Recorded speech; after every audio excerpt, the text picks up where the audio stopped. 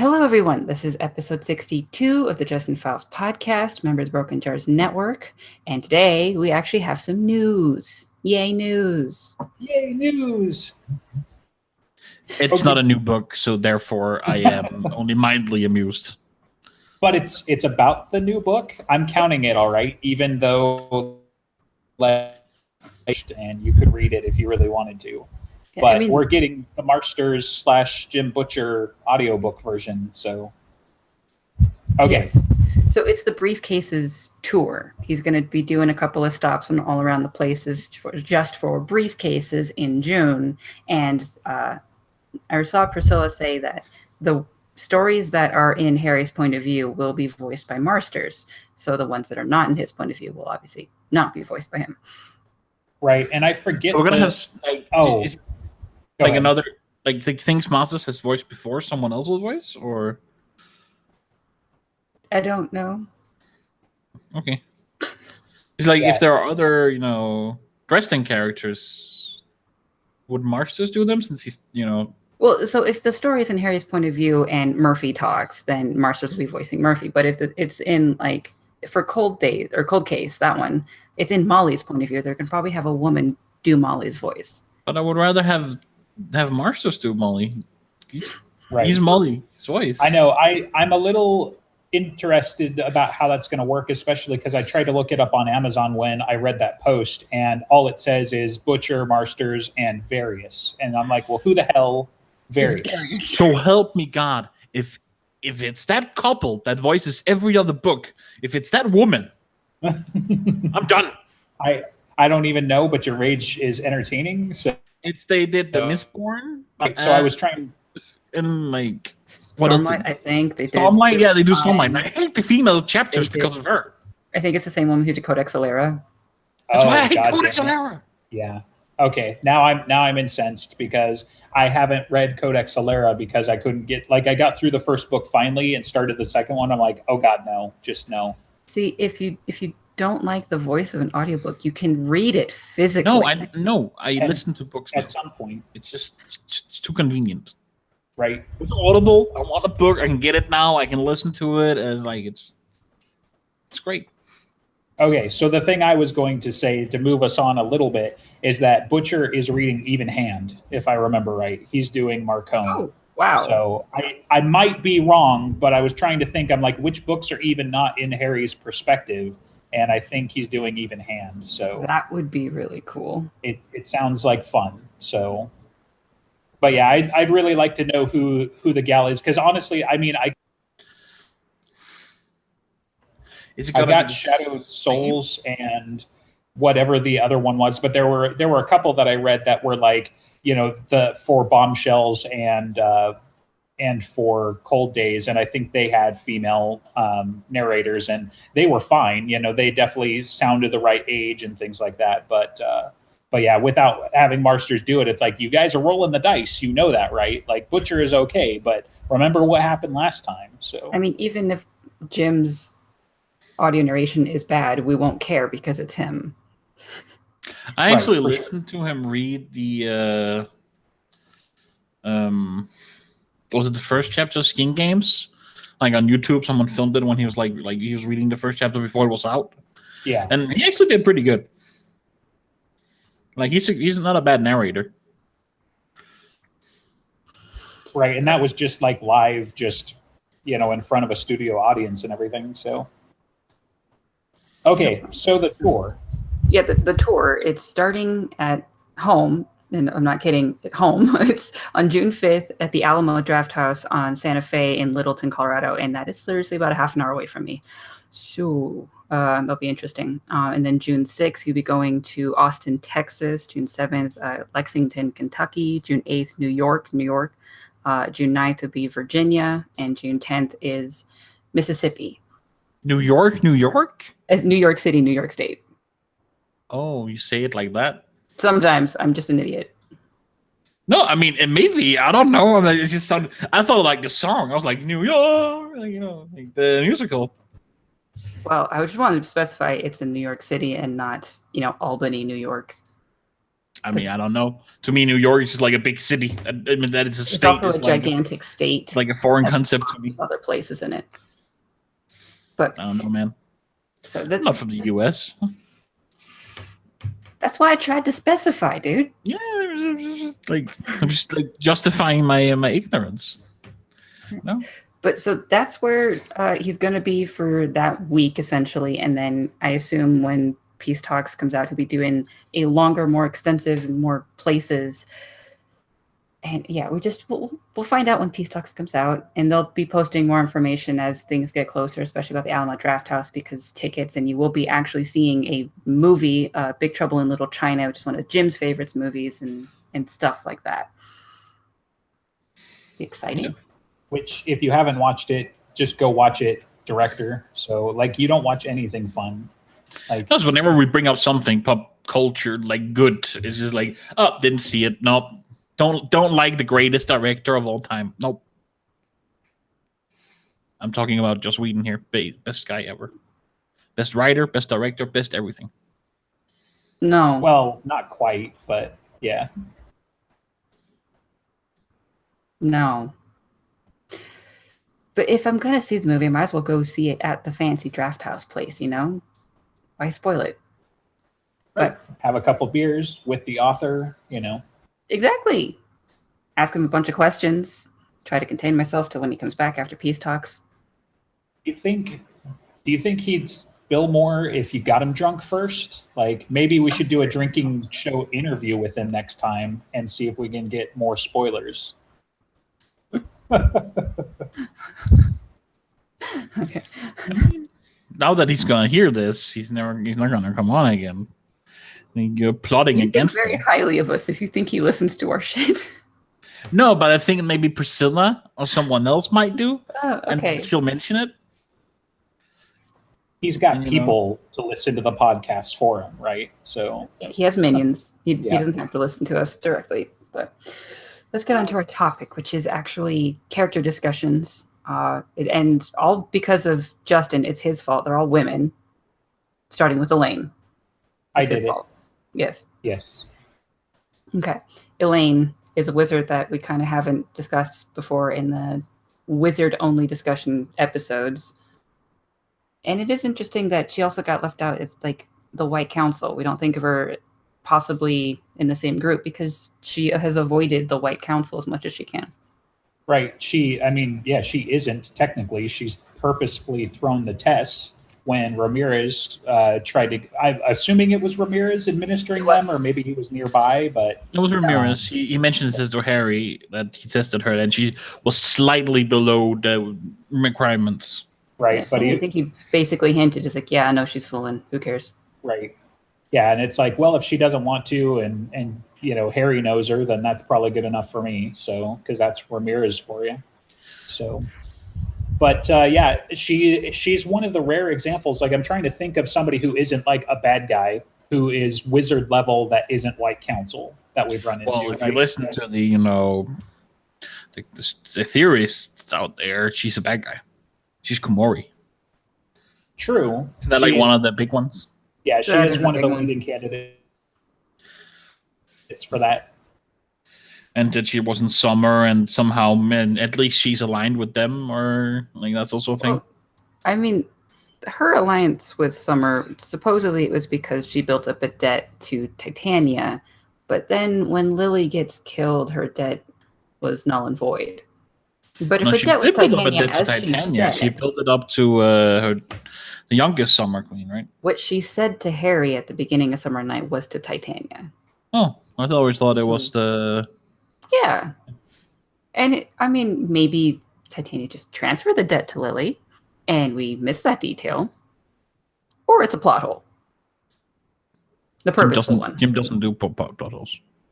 He does once in a while, but he takes care of them very well.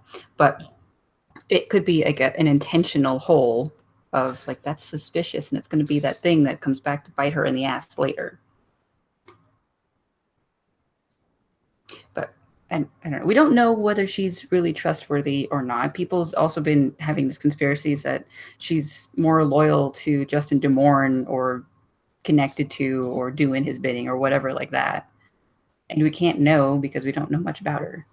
Right. I mean, that could be linked. Obviously, she was at least mostly compromised with he had, mind controlled her, or I forget, there was she was a thrall, basically, right? Was what they called her. And then I imagine that's very closely tied to the people that think that Cal is Justin, And speaking of which, probably should get this out there that, in the last couple of weeks there, Jim had posted on one of the Facebook groups that he's in that, sometimes he lies and shit. So that reopened every can of worms and everything he's ever said, that, this is definitely this and this is definitely not that. And so it's like, shit. I mean, now we gotta he admitted he straight up lies, not just omits the truth or fairy speaks kind of. But what he says is he lies to people for a living.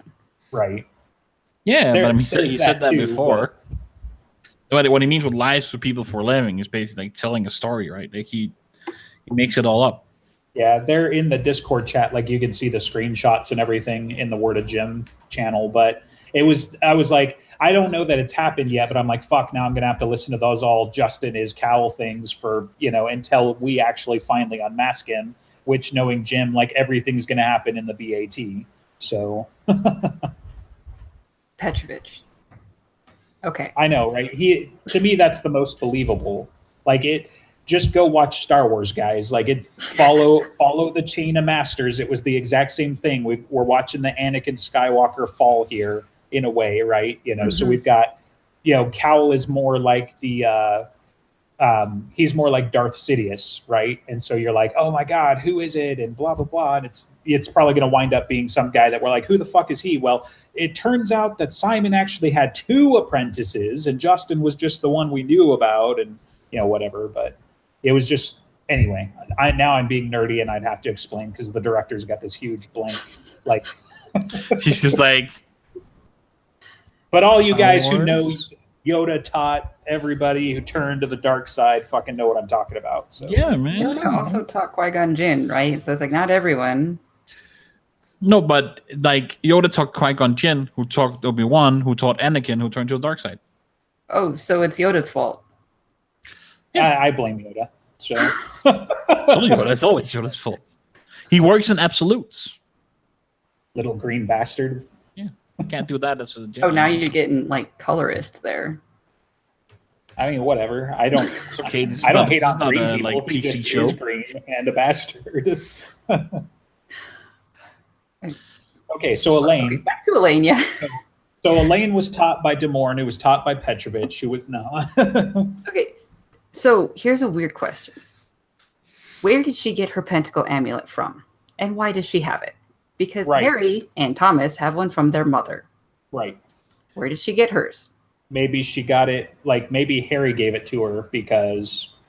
Oh shit. I think it was actually established at one point she got it when she was a teenager from something. Maybe they made it for her. I don't know. I can't remember the details, sure, but yeah. I vaguely remember that being mentioned now. I don't remember the details either. But there is, I think it's mentioned somewhere that why she has a necklace similar to Harry's. Well, exact same as Harry's. Well, it's tough because we've only seen her in 2 books, or Summer Night and White Knight. White Knight for sure that I can think of. And then she does kind of have a pattern, and I think that's been well, it's not for real though, because we haven't had enough books. That's 5 books apart. It's a 4 and a 9. But she's mentioned in a couple of other books, right? And she was mentioned in Full Moon. Right. Well, I mean, briefly, even other than Harry mentioning her, because Harry's and here for no reason, I'm going to flash back to Elaine, and oh god damn it, she broke my heart, and so what you're saying in Full Moon, but I was thinking more when Ramirez talks to him, and maybe that was White Knight. Then. I think it was. Okay. And then there's Ghost Story, which we saw her being enthralled and stuff. Sure. I'm surprised he didn't check in on Elaine. He checked in on a lot of people, but not Elaine. When he was checking up on people. Everybody he checked on was local though, right? So I guess.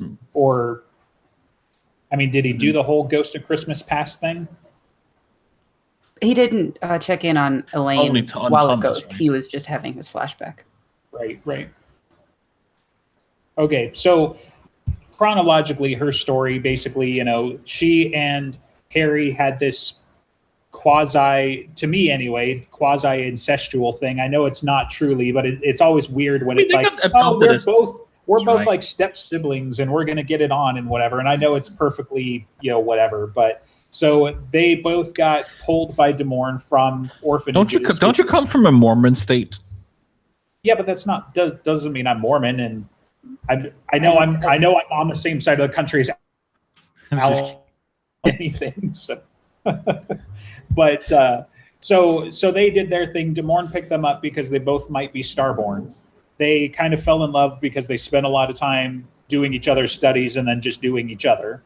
Exactly. And then he got his hooks into her better, partially because he was able to get her separated. And then like one day she stayed home sick, quote unquote, and Harry came home too early, which is weird because then stepdad was caught with anyway. But he came home too early, and Demorne had her bound. And like you can even see some classic, fantasy comic moments. If I forget which comic it's in, but like there's one where you can see Harry having a flashback, and she's like in her underwear, like all enthralled by Justin as they're fighting. And I was like, what the hell is going on here? But which I'm sure Harry said in her underwear. I'm pretty sure. I mean, what do I know? But was that one of the comics we've already covered? It was anyway. So since that's not plot relevant, it's just what I remember. We'll move on. But so he fights her. She supposedly died in the fire in the house, but somehow got away, and that's where I think she got the summer court got their hooks in her, and healed her up from that and whatever. I think what she said was that she ran away to Never Never and then basically got found in Summer. And then in order to stay there and still stay herself, presumably, had to build up a debt. Right. And it's just interesting to me that it's beyond simple, like they were, both being trained by the same guy and whatever. Like the similarities in their history continue from there, because Harry basically cut a deal with Leah to get power to fight Demorne, and she had to cut a deal with the Summer Court to get, healing, basically, to stay alive. And, after that, she basically is like the Summer Court's bastard stepchild, I guess, and gets pulled back into it in Summer Night, where basically she becomes their envoy. Right? Okay. I mean, she's honestly kind of presented more as we're seeing this from Harry's point of view, but if you look at it objectively, he looks more like a bad guy than she does. Like Summer is more recognized as good, like than Winter is. Though I wouldn't say either of them are like good or evil per se. Though Winter is more evil. He says, like, Summer's not all like singing animals and the Disney side of fairy evil. But like, if you look at it objectively, she's presented more as probably on purpose, more as a good guy by Jim than Harry is. If you looked outside, I think it's gonna come up like some sort of plot thing. Those are both like Starborn, right? Jim's kind of implied that she's a Starborn, or that their birthdays are really close to each other, which might have to do with like time frames, constellations, and stuff like that. So I was looking at the pentacle thing about Elaine. I went to the wiki and it said that its source was chapter 20 of Full Moon, and I go to my version of Full Moon and I search for Elaine. I see nothing about her pentacle amulet. Right. Good times. So I have no idea where that description came from anymore, and I can't find it. And I don't know why she has one. Great. That was productive. Well, I think it comes up again in White Knight, right? I don't know if that's the source of it, but like he definitely, because in White Knight, he goes over her gear pretty heavily, because I think she jibes about him still using phallic symbols and whatever for his focus. Well, that's when she had her like zappy chain and I think a ring and other stuff and bracelets anklet, and things. I think. Like she's got a anklet bracelet instead of a wrist bracelet. Right, but like on the wiki, it has her foci, and it has like the chain, the ring, the thorn wand, coppery bracelets, pentacle amulet, identical to Dresden's. Chapter 20 of Full Moon. I did not see anything about a pentacle amulet.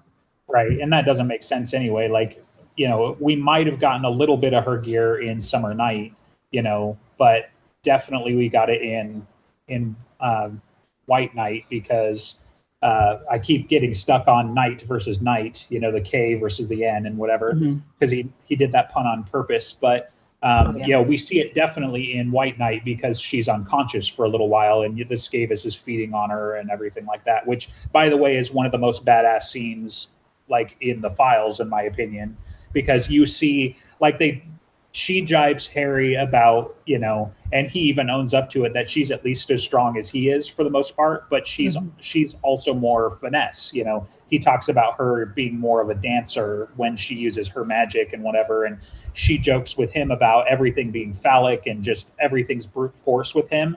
And then when he's talking to Elaine, I think that's when the amulet comes up, is she's in the tub and she's still wearing it, or he's using their mental telepathy that they had, and she basically blows the fucking front of the building off, getting rid of the Skavis, like blows it into the parking lot, and to me, it's just like, the second time I read that, I was like, oh shit, she took the whole front of the building. Oh, okay. So she really is a badass wizard. She's not just like equal power because she's got finesse where he's got power. She's like just as strong as him, as well, which is awesome. And she is, well, at least at that point, she did have more finesse. She was probably a stronger wizard at the time. Like, yeah, in some ways, certainly, and to me, she's a foil. Like, I think that's what she's going to ultimately be used as, is like, that's part of why I think the Kumori stuff sticks a little bit, is that we're going to eventually see that, like, she followed a parallel path as his in almost every way, up to including, like, some of the stuff we heard from Ramirez is that she's helping the Paranet, and she's like a private investigator wizard, and whatever else, because, like, she does that a little bit in White Knight as well. That's why she gets involved, is that she's been helping them and helping. Yeah, she's doing the exact same thing he is. Right. I want to say he even makes a quip about, like, royalties or something like that, but it would be interesting to find out that, she is playing, like, the easiest betrayal to see, if that's the thing. And so, like, that's going to be the disappointing part, is if she is a bad guy, it's going to be the easiest betrayal we've seen coming from like 100 miles away. I think she's not a bad guy. I think there's going to be something, like some interesting storyline, but I don't think she's going to be a bad guy.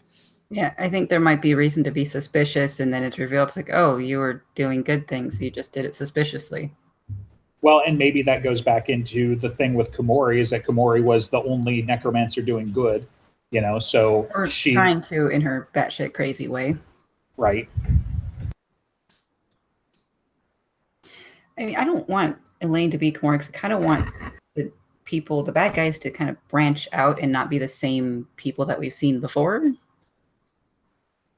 And like Elaine, I think Elaine would get characters. Say again? What?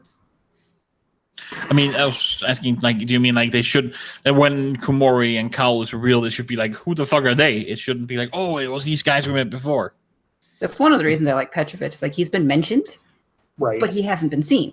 And I just like, if Kumori is Elaine, then it just kind of taints what Elaine is.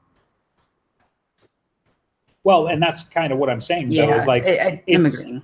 Yeah, like, it's again, it's almost too well telegraphed at this point, so that's going to be disappointing if that is the case. But it just follows what we've seen so far, I think, in a way. Like, that's, to me, why it's plausible. I don't know. I'm not saying for sure she is. I say she's the best fit. And I think the Petrovich thing fits because it's going to be obvious if it happens, because we've been talking about it for years at this point. But he's one of those, like, think about it from the perspective of Harry in the books.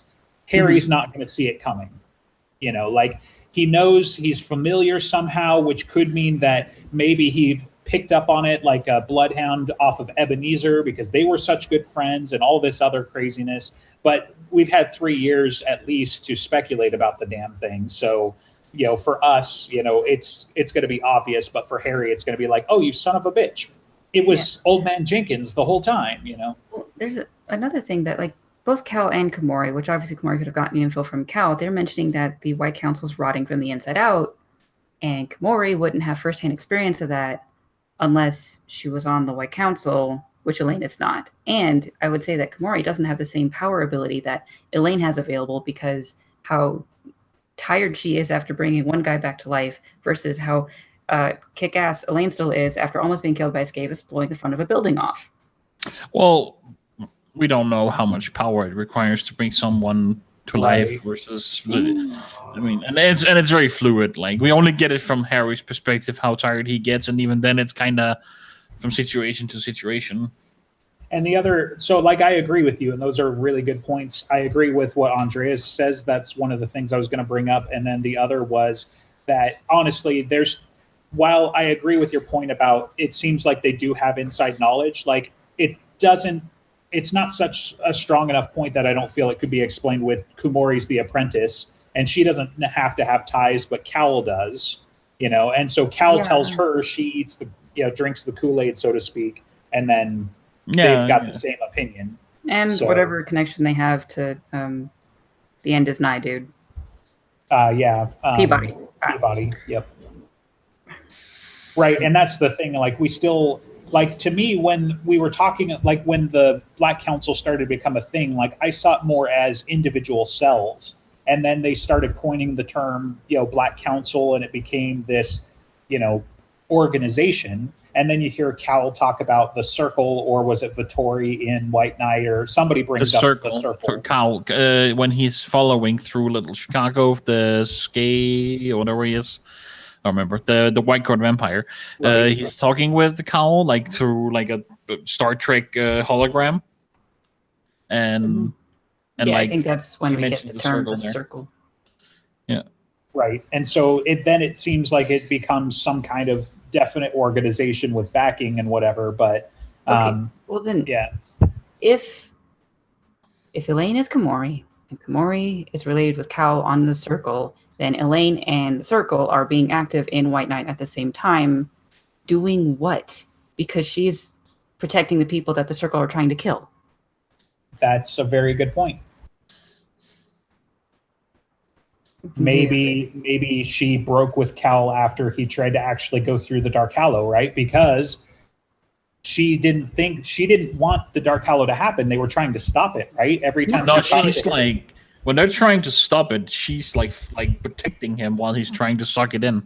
Well, at the end, and that was a thing I didn't never fully understand either, because I thought, like, she tells Harry straight up, like, it's just sufficient for him not to use the book or whatever. Like, they just wanted to make sure the book didn't wind up in, like, Gravaine's hands. So because they already had it through Bob. Harry. But Komori wanted the Dark Hallow.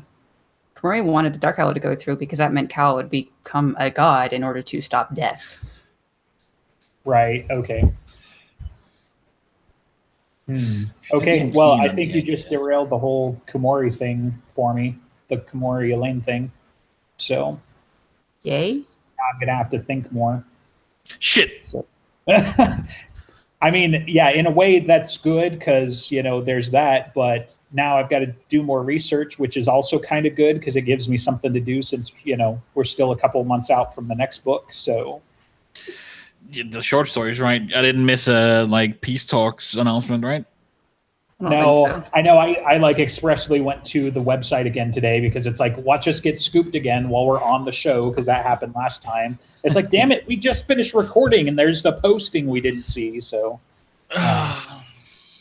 do we think side tangent on that this year? Yay or nay? I'm starting to lean towards nay because I still think it's going to happen this year. I don't think it's going to be as quick as he had hoped, but we definitely we're getting briefcases. That's definitely a thing. It's pre-order. He's doing his victory tour, I was just thinking he hadn't written the end yet, so it hasn't been sent to right. So we don't know for sure, but he said best guess was 6 to 8 weeks. But yeah, I mean, it is getting to the point where it's about to tip over. Like if he doesn't finish it in the next month or two, even if it takes longer, it still takes 6 months to get to the publisher. So maybe exactly, or to like get to the shelves. I mean, from the publisher. So I'm still hoping for a birthday present. My birthday. Well, my birthday's in December, so I mean, it could happen. Exactly. My birthday's near there too. It's just like, okay, well, it'll still be okay. Right. We got a chance. I'm gonna be honest. If it comes out like even 2 days before my birthday, I would just be like, okay, audiobook right now. I think the next X hours, I'm busy. You mean you don't just have a credit waiting around until it does go green and you can buy it? I do have a credit waiting around. It's the reason I haven't canceled my subscription. There you go. So do we have more on Elaine or? Elaine, not Komori, I think. Elaine, not bad guy, I think, but some sort of... Maybe they're both going to be like champions and only one of them can be, and they both think they're going to be the best, and they're both going to be good guys, but they're going to fight. Like, I don't know. Like, that could be cool. I mean, kind of cool. I very much expect Elaine to be proven a good person and then die tragically. That could happen. You guys all want everybody Harry knows to die, and even Harry to die. I just think it fits I don't want it, but you know. I think part of the problem at this point is like, so for example, in the shipping lists and whatever, I feel like early on Elaine was a contender, but I think at this point I feel like the ship has sailed. So if Elaine dies, it's going to be like, oh man, your ex-girlfriend died. That's totally a bummer. And it's like, dude, that was like 20 years ago. If he's not over his ex by now, like shit. I mean, he can be over her romantically and still be very hurt that she dies. That's fair. And I think she's going to do the thing of sacrificing herself for other people to keep them safe. And he's both going to really admire her for it and then get really hurt that a woman died. Is he going to have to kill Elaine too? Zombie Elaine? She'd be a total badass. No, you mean like you know, you have to kill Susan. He's gonna have to kill Elaine, and like, is this gonna be a thing? Jim's just gonna systematically have him kill his ex-girlfriends? The thing is, I give Jim enough credit to not reuse plot points at the very least. Like for the most part, like there are a couple of things I feel like he's teaching us a lesson and whatever. But yeah, like Harry's murdered everyone he's ever been in love with, I don't think is going to be a trope, but I really hope it's not going to be a trope. Let's put it that way. It's still a pattern that everyone he said he's loved has been taken away. Die alone. Well, okay, so we've got Elaine, we've got Susan, and we've got Lucio, right? I don't think he ever said he loved her. You Lucio. shut your mouth. He loved Lucio. Yeah. I don't think he said it. And he was just like, well, I know she doesn't love me. And there was that. But like everyone that he's admitted that he's loved, including like parent figures, has been lost to him. Thomas is still around. Yeah. Loves Thomas. Mm-hmm. Come on, you know he loves Sonya. Mr. Like, how could he hate Sonya? My quibble is that he hasn't said it to Murphy yet. She's still around. He hasn't said it to these people. Do you think we're gonna have to deal with like Harry having to deal with like his cat dying from old age? I mean, we're getting there. I'm pretty sure he said Mister's gonna live forever. That's good. Because, you know. But also he lies. So if we're gonna take it that he lies. Well, that just goes back to me in Deadbeat and the whole Lash thing. Like, I mean, really, at some point, you're just going to have to draw your line in the sand and make the trust or the decision. So, but I mean, the joke practically is that Mister is the progenitor of the cat folk in, Aeronauts Witness, right? So yeah, so he's got to make it because as far as we know, he hasn't sired any children, at least not on screen. Not on screen, but around. He's running. Yeah. He comes back battered once in a while. Bob, you sick fuck. You've been running around on a ride along while he's getting it on with other cats. So. Oh, yeah, Bob has definitely done that. But no, I mean, I really hope not. I'm really bad with like, even if it's just like, oh, he died of old age and he has like a sad moment. And like, I'm really bad with pets dying in like fiction, like especially long running fiction like this. Like even just like a movie like I Am Legend, when like, spoiler alert, when the dog dies, I cried like a baby. I mean, that's a tragic scene, but human beings disturb me because The one that sold it was we were watching Robinson Crusoe in class, and they like rolled a barrel of gunpowder down and killed like 4 people with it, but the dog chased it and the dog blew up, and they're like, oh God, the dog. And I'm like, 4 people just lost their lives, you sick fucks. Like, I get it was a dog, but come on, have some perspective. Like, they just murdered 4 people. Like, yeah, well, that's different, okay? They had it coming. That poor dog, he was just an idiot, you know? Yeah, like, poor dog. Doggo just wanted to catch some barrels. Apparently, I broke the director, so please stand by. I did a heavy workout yesterday. Now my abs hurt, and you're making them really hurt. You're working out now? You're already married. You can let yourself go. It's okay. That's like a thing. You get married, it's okay now. Survive the zombie apocalypse, so yeah. That's the only reason Justin stays fit. Or you know, for as of yesterday, the Russians are coming, so you know she's still draft age. So okay. I'll talk about a married person now. Charity didn't let herself go. She still spars with Michael all the time because he doesn't have anyone else. She made his armor, and who do you think has been fighting him for 20 years so that he can like such a badass fit. When when she said that line, I was like, oh shit, yeah, that makes total sense. Badass immediately, like. Yeah, I mean, she has to stay fit in order to go rescue her daughter from Arctis Tor. Well, there you go. Do you have a kid, and we're just now finding out about this? No. But, I mean, you have to stay fit, right? Even Harry runs. Well, yeah, but just because running has saved his life. Like, first Harry runs his mouth. It's like that's his MO. Yeah, Harry runs his mouth, and then Harry runs away from what his mouth created. So Charity's fun because other than being a total badass and doing the whole Ripley from Aliens moment and get away from her, you bitch, and all that stuff, we also have the which in the same where book, that was from. Yeah. So Harry is full of references. So Harry literally does that in the same book, but then Charity basically gets suited up and goes to Arctis Tor and is a badass. But her background, like, she used to be a practitioner, and she gave up her magic after Michael saved her from Seriovax, right? Like, that was how that whole thing happened. Yeah, it was Seriovax.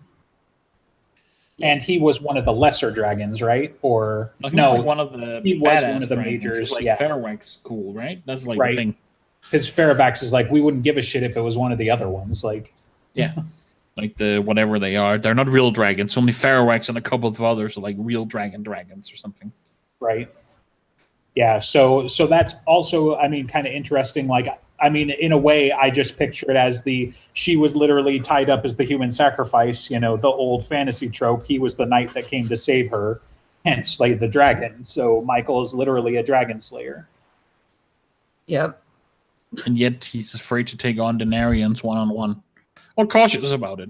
I feel like dragons are on a different power scale than... Well, I start to think it's like different aspects of power being harder for him to combat. Like a dragon seems a bit more concrete versus the Denarians, and with the Denarians, it's like the whole thing with Fairwax, like just like that physical body that he has at that party is basically like a small shadow of like him like peeking into our reality or something. And if the whole thing was here, like the plane would like destabilize.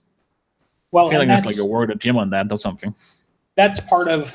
Well, and he talks about it like he would break the earth more like, Neo in the Matrix, like flexing reality type of thing. But that's part of, there are so many unanswered questions about the whole Seriovax thing, because in order for Michael to have combated something on that level, obviously Big G had his back, which means that Seriovax was Big E fucking evil. And there was some divine reason for Michael to be there and stop this thing from happening. And that's like its own book series. It's usually like free will related, but I don't know. Like, I mean, so Charity was being offered up as a sacrifice by an evil warlock. And so definitely free will and bad things happening there, a dragon getting involved, and maybe there's a certain amount of fate in terms of trying to get Michael and Charity in the same spot, considering how important their children seem to be. I mean, really? So you're saying the Big G put them together so that they could have Molly, who could become the, like, that's a deep rabbit hole. It is, but like it goes against everything I think about when I think about the White God. I mean, it doesn't have to be breaking free will. It's just like putting them in the same spot and then they hit it off. Yeah, that's that's stacking the deck. Well, right? 3 knights in the Rolodex, but we better send Michael and hopefully things work out, you know? Yeah, you can see that. They're like, oh, they would be really good. Like, if they hit it off, like, look at this future here. Mm-hmm. So we could send him. Yeah, let's do that, sure. But I don't like that it was because of that. Because I mean, I'm sure nothing that the angels, the White God, do is for one singular reason. I mean, that short story is a good example, right? Where he helps a lot of people along the way. Exactly. And I just think something like that kind of happened, and Uriel just said, like, happy nudge. That's it. Just no choices. Something kind of trivial like that happened, and then a big D dragon got killed, who was a big E fucking evil, and Michael wasn't even a level 20 paladin yet. Because, like, that's the other thing, too, right? Because he's at Bianca's party, and clearly Michael's, like, in his 40s already when Harry meets him, I think.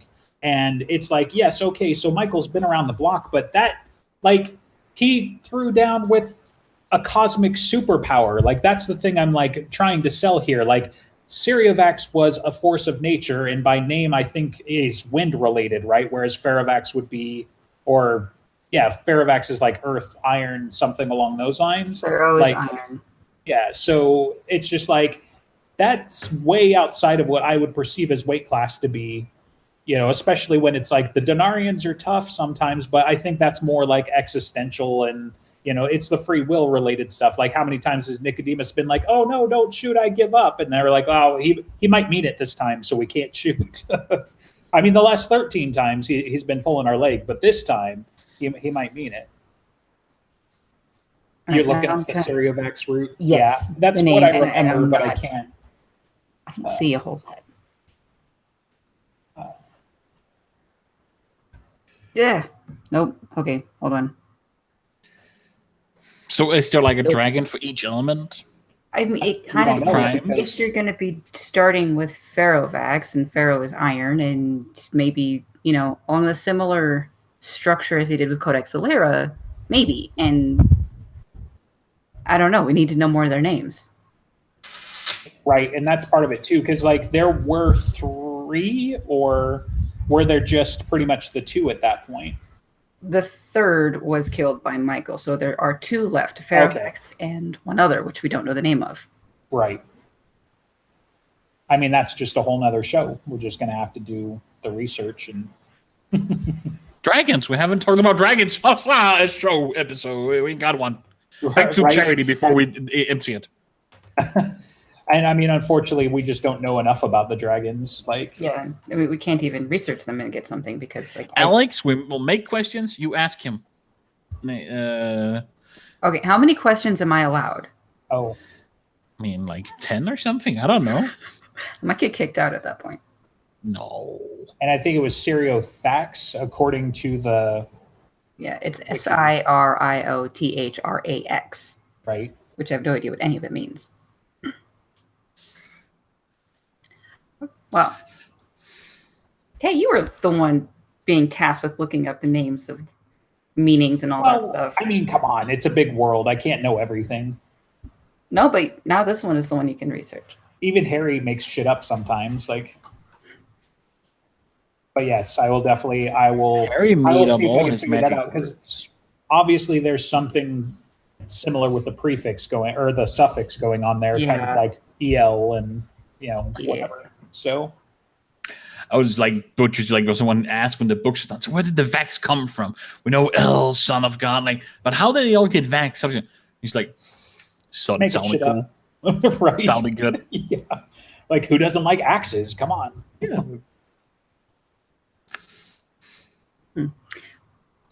Well, going back to Charity. Yes. Super mom. Super mom, mama bear. Bit too protective, right? Like to a point where she kind of drives some of her children away from her. Yeah, like, she's pushy, but it's like basically what she did is she decided she's going to be a mom for the rest of her life, and that's what she's doing. And they're doing the whole Catholic have as many children as possible. That's true too. I mean, seriously, like how many books do we see her and she's pregnant? Like, so not proven guilty. No, she's only pregnant. They haven't had anyone since. Even after Harry, doesn't she get like little Harry? Nope. No, little Harry was the last one. Oh, okay.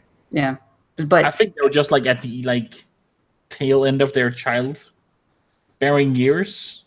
Maybe it's the fact that it's like I always feel like I don't know how many Carpenters there are because it's always like, and then there's these 2 other names that was like, who the fuck are you guys? Where did you come from? It's Michael and Charity, and then they have 7 children, Harry being the youngest. And they were depressed when they found out she would no longer be able to have any other children during Harry's birth. Right, after the nightmare thing. Mm-hmm. Right, okay, I do remember that. And the oldest is Molly, then it's Daniel, and then it's Leech. I think so. Right. Alicia. Yeah, Alicia/Leech, and then I think it was Hope, and then Matthew, and then no, it's Matthew then Hope. I think it's Matthew then Hope. Like some of the boys are older. Hope was like, we already have a Harry or Bill or whatever. Yeah, and Hope was she wanted to be called Hobbit. Yeah, I'm Hobbit. Yeah, and then we have Harry, so you can be Bill. Gotcha. Yeah. Okay. I don't know, there's 7? There's 7 children. I think I might be missing one or 2. And the only reason why I recognize Matthew is because like I saw somebody mention that the other day in the subreddit or something. I was like, holy shit! See, there's definitely one of the ones we've seen the least. Right. Yes. Because even Alicia got kidnapped.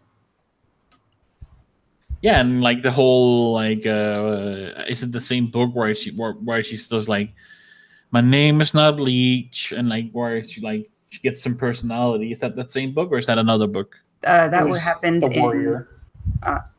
Her saying that like her name is Alicia, not Leech, is in Proven Guilty, but she was kidnapped in The Warrior.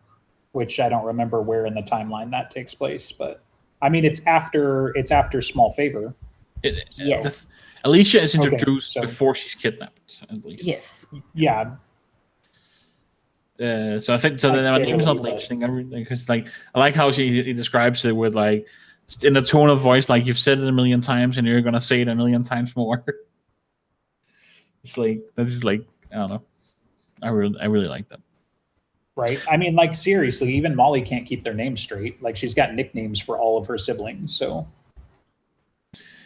no, that one's just gonna fall. Well, I only know like there's Leech and then there's Hobbit, and Harry got called Hank. That's as much as I know. Gotcha. I mean, it warms my heart whenever Harry is like he spends time with the Carpenters, and those years where he had the lash in his head and he didn't see them was like I actually felt like, man, they're really good for him. Like, Yeah. And like when he's there after skin games and everyone's playing and his daughter is like has a family kinda, and he's just like, I was like, yep, this is good. I think as much as Charity hated Harry and might have been a bit mean to him, I think it was still good for him, even in the beginning, to see like, yeah, happy families are out there, and it's kind of like an anchor for him a little to like, there are still good people. Those are good people, even if her accepting Harry really like made her grow on me, because I was like, man, this bitch, she's just like always up in his grill, didn't do nothing, but like when she's like family stays or whatever, I was like, man. Yep. Yeah, that's one of those lines that always gets like, okay, hold on, I need a minute. Yeah. And I appreciate it in Skin Game when he shows up and Charity is like, I'm going to hit you for what you did to my daughter because you made it do it to her. And like she understood everything. She didn't need anything explained to her. And she was only upset that it hurt Molly. I'm still waiting for that she's the Winter Lady reaction from both of them. I'm so excited for that. Is Harry still gonna be family? Oh no. Yeah. I mean, Charity's going to be like, look, I've gone into Arctis Tour and kicked some ass, and I'll do it again. So don't think just because you're the Winter Lady that you're untouchable. Mm-hmm. We all know that Michael is gonna be like, it's okay, Harry. It's no big deal. Ish. I don't know. Like on the one hand, I do think he's not gonna like freak out. Like he was pretty nonchalant with when he thought Harry had sex with his daughter, and if he's gonna be that's fair. I just feel like he's gonna accept most things. I just feel like it's gonna be like her first tattoo, like when they find out she's got tattoos for the first time, and it's like Charity's gonna lose her fucking mind, and like not that I'm just what I'm envisioning that situation would have been like, I think that Michael's the one that's going to have a harder issue because he seems to be much more devoutly Catholic. Charity seems to be a little bit less so she might be more okay with her daughter becoming a fairy. Michael might have more of a brain aneurysm from it. Well, I mean, almost Michael's just because Michael knows Mab, right? Like Michael's clued in that far, so. Like, because he's met Leah, and it's like, God damn it, you work for those murder hobos? Like, are you kidding me? Like, worked for, I fucking run them. So. Has he ever met? Have Mab and Michael ever met? I don't recall, but I mean, Sonia knew, so I take it they've had run-ins at some point, and Michael has definitely met Leah, so I didn't feel it was that much of a stretch. So. You tapped that ass. Right. Presumably, it was fat. Sonia, man. We could have him bang in the book soon again, please. That would be good.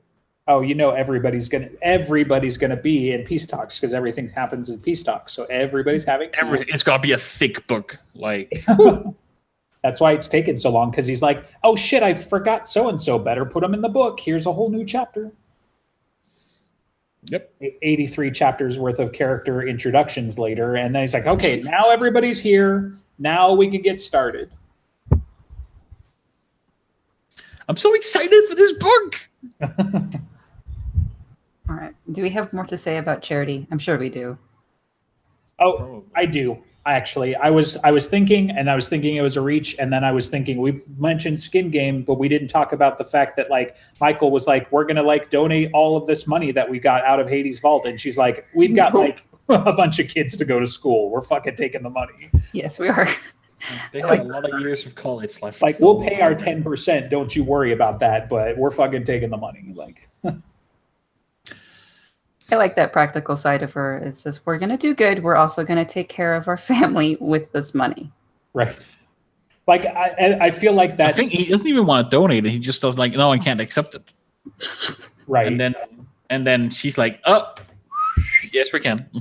Well, it's like the practical side of like, yes, you help sometimes, and sometimes, you get 20 million worth of diamonds, or whatever. Like sometimes that's the help. Man, can you imagine if they got more than one backpack like Harry would? Like they would be set for life. Maybe that's why they weren't allowed to take more than one. Right. It's definitely one of those like, okay, there's power creep, and then that's a little much. So, but Harry has to live a miserable life, right? Well, shit, man. Even with the one backpack between the group of them, like it was definitely enough to invest and live comfortably, I think. I mean, Harry split his with Murphy, so he's got like half of the normal amount. Well, yeah, but then they're getting married, so it's exactly all those diamonds is going to be her wedding ring. There you go. She's going to die at the altar or something. No, we already did that one too. Jim's not going to reuse those plot points, so. Fine, on the honeymoon to Hawaii. Well, no, they already did the honeymoon one. Shit, what? Where would they honeymoon? Hawaii. She's got experience.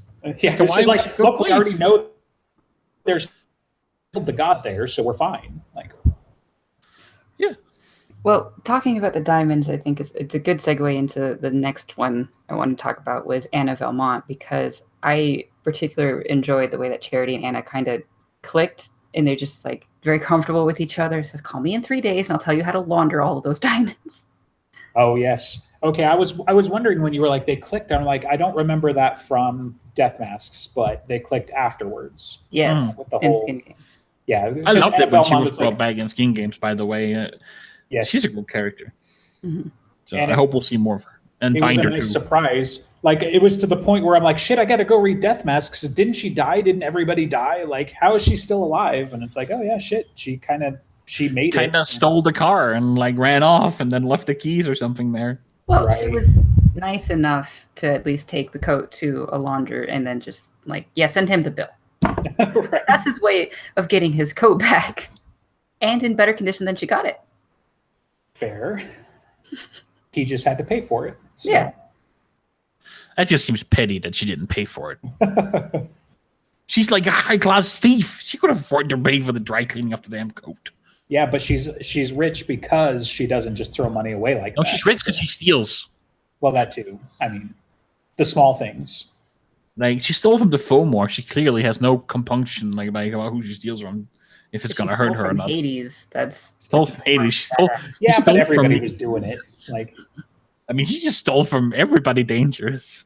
And it was really cool. Like, I like the moment in Skin Game when Nicodemus is pretty much freaking out because they can't get through the lock. And she's just very calm and says, like, if I do this, it's going to kill everyone. I can't do this. And Nick is like, I'm about to blow your brains out. Do it. I like how cool she was. right. Well, When she has to make the escape from the hotel and she's just like, and then she's a different person with no magic. right. Yeah.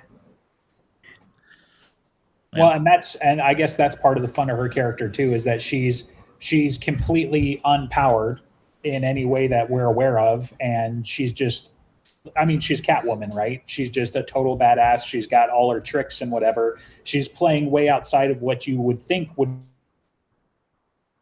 Vanilla mortals don't just hang out with, dark angels and dragons and crazy shit. And she's like, yeah, it's cool. Let's just break into Hades' vault. Like, not only is it not weird to her, like, she can do it, like, it's just interesting. And stealing the shroud in the first place, I mean, that's where she kind of got inducted into the weird, I guess. But yeah, she's like that's basically her. Like, she got thrown in when in the deep end, and then did some research afterwards as well once she survived. I was like, there's money to be made now that I know about this. Immortal Asshole probably don't know about modern locks.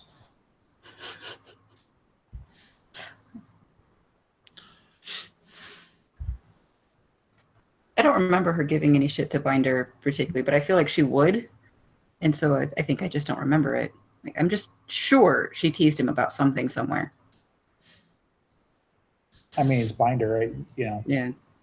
And I mean, speaking of Binder, even in that moment when they were taking all of the diamonds and like after they've been allocated, and he's constantly doing these dirty jokes. He says one and Charity bursts out laughing and Michael turns beet red. Yeah. Moment. Binder. Another character I hope to see many more times. I would even love a short story. He already got his once where Harry didn't kill him. The next time he comes in, for reals this time. So they made up, right? Yeah. He helped get out of Hades, and yeah. He's a good guy now. I'm still not sure I'd take it that far, but he's an ally. He's an ally. Can we say ally? I think that works, right? I don't think if someone hired him to go against Dresden, I think he would either A, be too scared, or B, like Dresden enough to say no. Yeah, I could see him turning that job down. He's like, I don't wish suicide, so no thanks. Mm-hmm. He might even warn Dresden. Could be. Yeah, because he's scared of Dresden. Binder was good. Like, his little rules. It's like always on the money and things like that. Yeah, what's Binder's rule number one? I think it's always cash or something. Oh, I was thinking something personal, like, don't let it get personal or whatever. Yeah. That's a rule too, I think. But he has one of the first one is like, cash, no favors. Right. Cash only. Definitely, I'm feeling during this conversation, I definitely need to go back and reread Skin Game. So it's a very good book. It's probably my favorite book. That's not annoying at all, by the way. Whatever that was. That was a car alarm going off. Oh. You live in a safe neighborhood? Usually. I mean, it could have been a wizard that set it off, so possibly very safe. just one of the wardens. It's cool.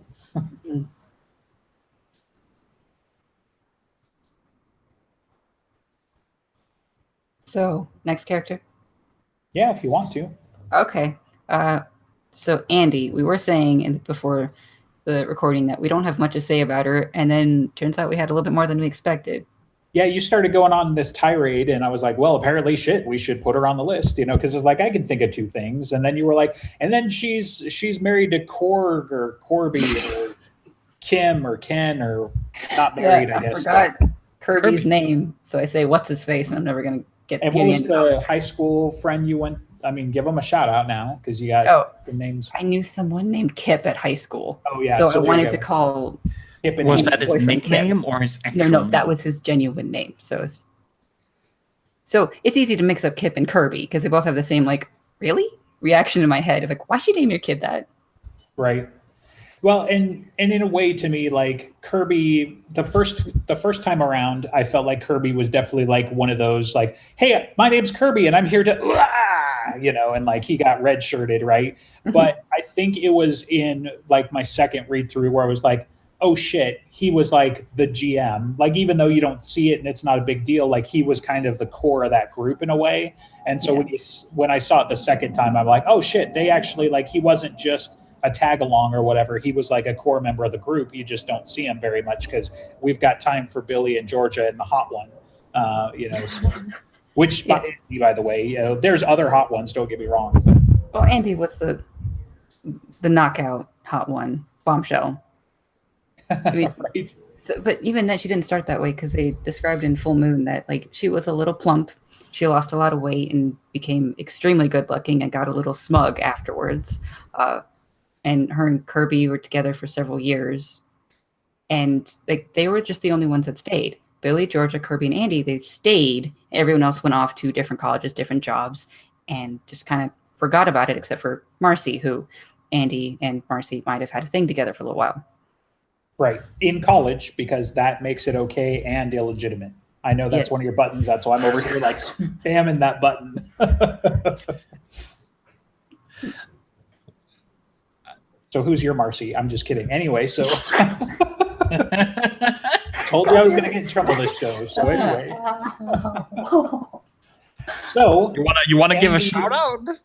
So Andy and Marcy, and they, what was it?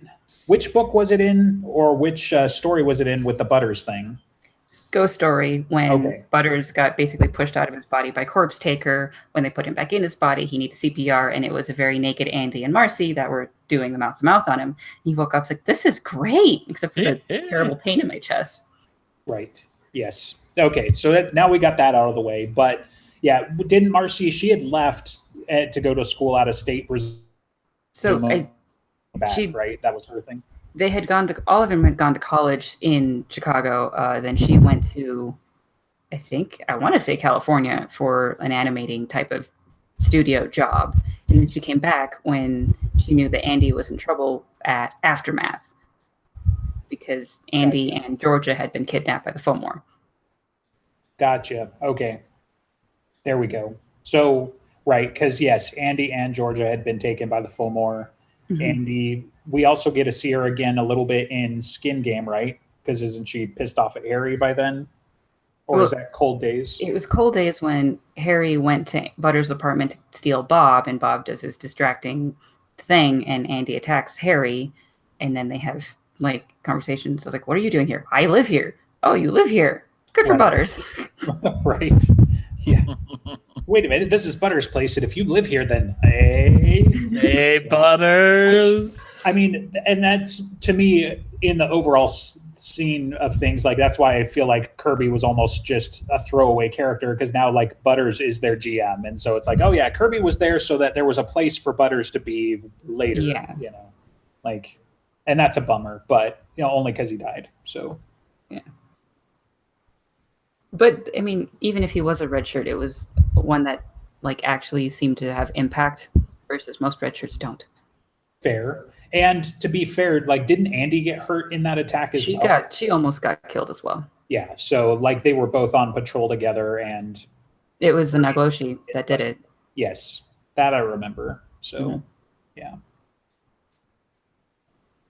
And there was something else you were going on about though, like, which was part of why we had to bring it up. But well, here's another little detail of the short story Day Off, where Andy and Kirby got infested with magic fleas. Oh yes, they show up magic at Harry's sex apartment. fleas. That's right. That was the two of them. So. Yes, and then they're lupine, and then there was Mister the cat, and cat runs around the house, and the dogs start chasing after him. And now in Skin Game, whenever Andy shows up, Mister disappears. Yeah, I remember that. Oh, really? That's I didn't.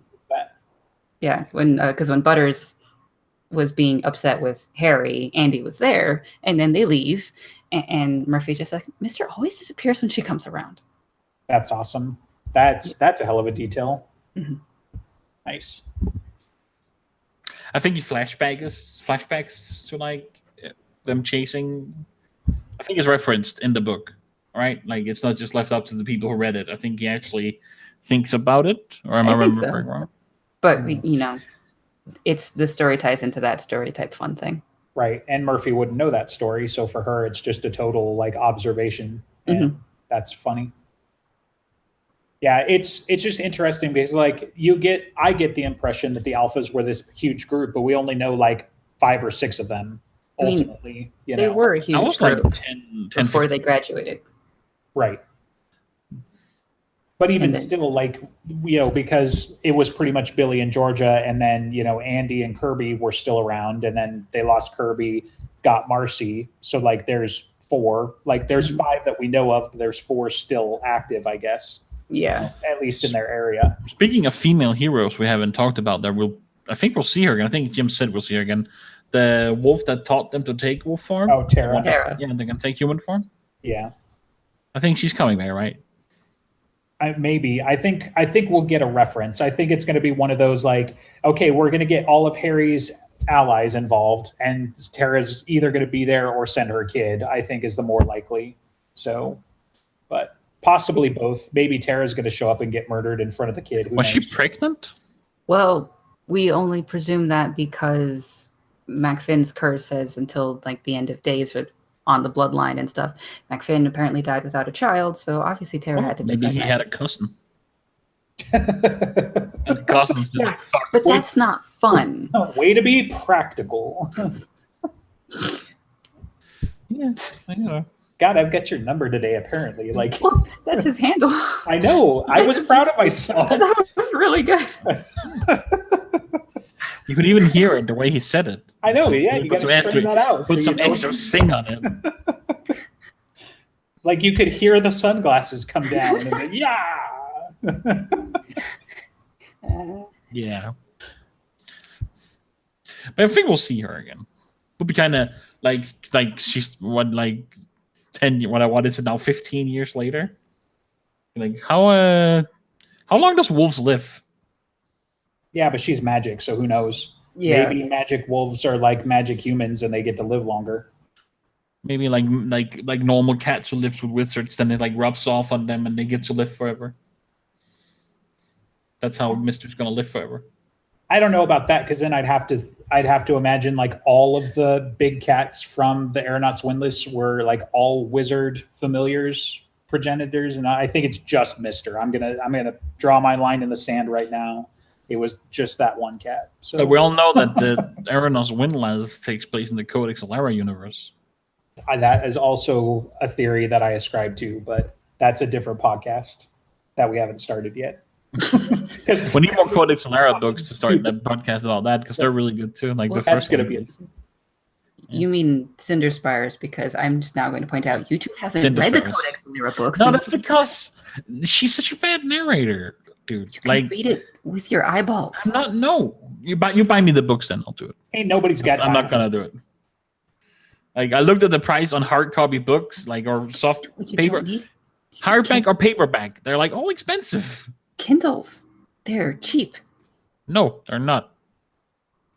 Okay, maybe in the terrible place of Denmark. It's like, oh, it's $300 plus $300 shipping and handling. So I don't know. Let's see. What is a Kindle actually? Like, we're talking about like one of those actual good Kindles. That's like, I can be like paper kind of, right? Like Well, they all started out with the e-ink, so if that's all you want, like then it's e-reader, high resolution. You don't even need it. If you have an Amazon account, you can read it on there.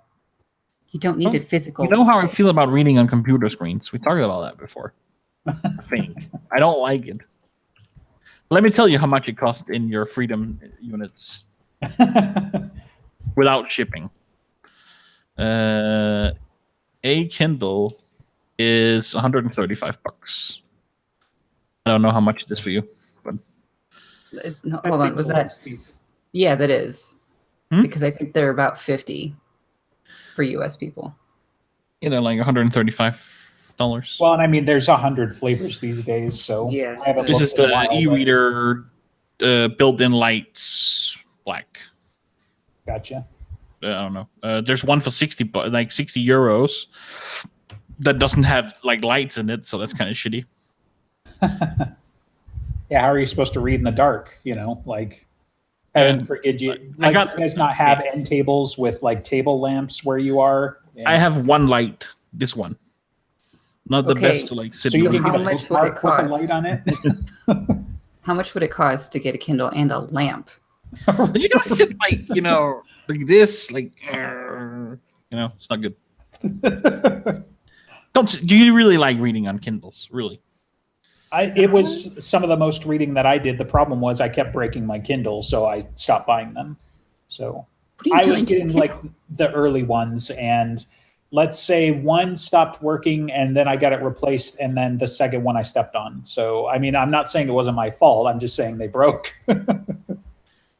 How much is Codex Alara in Kindle? How can you see that on Amazon? Wait, you find the books? You should just be able to pick the format that you want. I can see Audible download or paperback, but no Kindle option. Oh, here, on the bottom, other formats, Kindle edition. There you go. That one. That sounds like the one you want. €4 for like... Exactly. That's like, I can get Audible credit for like €3 more. What? Oh.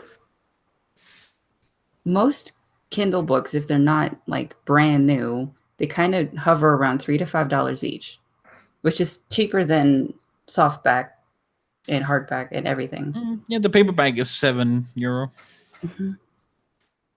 And you still need a lamp to read it. It's fine. He's going to make excuses, as am I. Let's be real. So I think the worst part is I think I've been collecting the e-versions, so I'll have to figure that out. But right now, my excuse that I'm going to hide behind is like, I just moved. I got to figure all that shit out. So yeah, you don't even have internet, you weirdo. I know, right? Looked at that bundle right there because I just stumbled upon it. I've looked at that bundle like 10 times thinking about it, I think. The paperback bundle. And here's number 11. Yeah. Right. Well, that was a really, really big tangent. I don't think we have anything Dresden related to say anymore.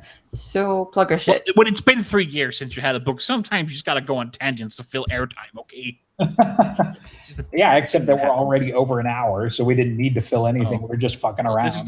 This is what we sound like during pre and post show most of the time, by the way. Yeah, that's actually very accurate. Yeah, that's a true statement. Okay, so plugging our shit. This is the Dresden Files podcast. We're a member of the Broken Jars XYZ network. If you like us, maybe you like other nerdy things. So we have some other podcasts. We've got Dangerous to Go Alone, which is a podcast about nerd and geek culture. We've got the Great Scott Podcast, which is a podcast about The Office. We have High Fantasy, which the director is also on. And sometimes, admittedly, the differences between Dresden and High Fantasy aren't that distinct. I think Dresden has the better cast of characters. Okay, that sounds like we're going to have to do a crossover episode of Doom now. Like, you just called people out. You can't just call people out, Andreas. I mean, okay. Dresden podcast got diversity. Like, it's not just all Americans. Oh. But you're white. You don't count.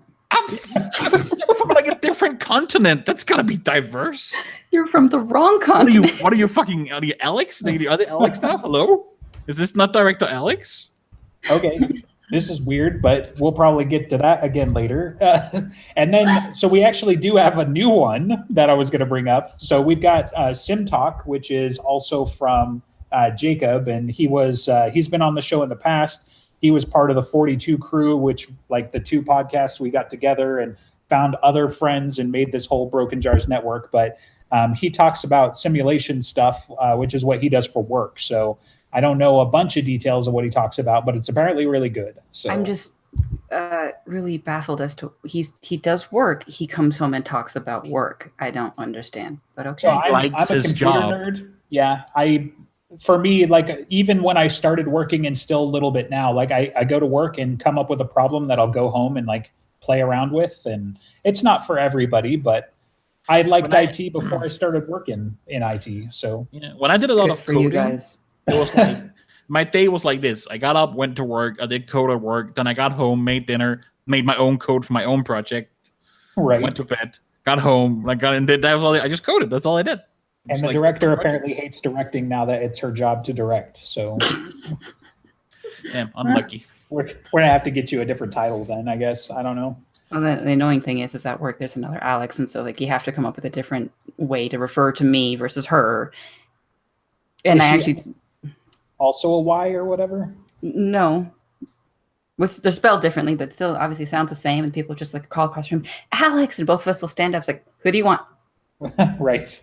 I mean, then at that point, it's the military with the last names, or who was there first, because yeah, I can't help but think about have you guys seen Silicon Valley? Mm-mm. I'm aware of it, but I haven't seen it. And it's hard reference then, because you have to have seen it. There's a character who's like, he gives options, and then afterwards he's like really manic. He hasn't slept for 3 days. He's like, which one? Like three times fast. I got you. I've seen that meme. And I just thought about like the Alex just getting up. Which one? Mm-hmm. Well, obviously Alex Prime and not Alex the First, because those are two different ones. So we didn't want you to be upset by one being Prime and one being like somebody else, Beta or whatever. But anyway, so that that's the end of the show, because apparently we've got to give her abs a rest now, because I'm dangerously close to my goal of killing somebody through humor and also live on TV. So that was a bonus multiplier I didn't even know existed until today. Can you not call like streaming live on TV or like what you're are you just dating say? Yourself, dude? Yes, I know I'm old. I also know what cassette tapes are and more. Like me too. Which made me feel really old when I brought up VHS tapes to my little brother who's like 20, and he was like, "What? And why would you do that? Just put it on a CD." It's like, shut up, kid! You don't know what you're talking about. We're just CDs talking are outdated now. And he just didn't know what it was, and I couldn't believe it. And I was like, "Oh man, I'm old." Okay, I'm hitting the button now. For our own safety. Bye.